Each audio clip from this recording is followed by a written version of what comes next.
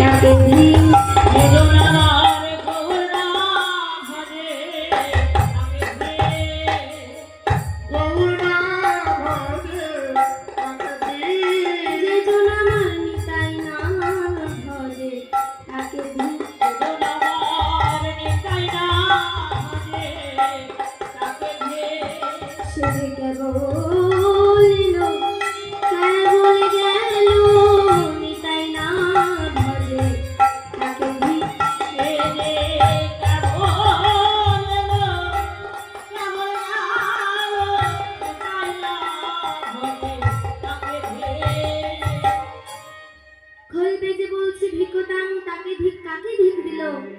যে জন গৌর নিতাইয়ের শ্রীচরণাশ্রয় করে না, যে জন গৌর গোবিন্দের ভজন করে না, তাকে ধিক দিল।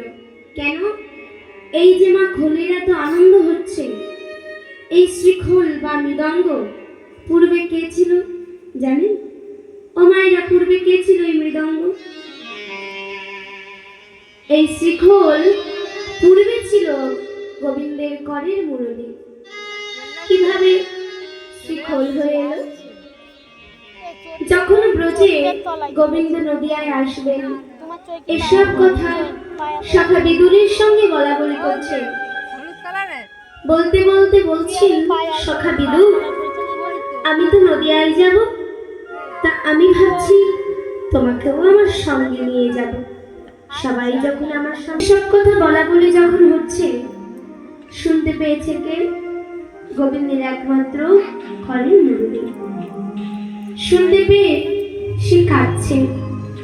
যখনই কাঁদছে, গোবিন্দ বলছে, কে মুরলী, তুমি কাঁদছো কেন? কি হয়েছে? তখন মুরলী কেঁদে কেঁদে বলছে, প্রভু, তুমি তো নদিয়ায় যাচ্ছ। তা গোবিন্দ, তুমি নদিয়ায় যাচ্ছ, সবাইকে সঙ্গে নিয়ে যাচ্ছ, যাও, আমার কোনো আপত্তি নেই, কিন্তু তুমি আমাকে কোথায় রেখে যাবে বলো? তুমি চলে গেলে আমি কার কাছে থাকবো? প্রভু, তোমার চরণ ছাড়া যে আমার কোনো গতি নেই, তাই তুমি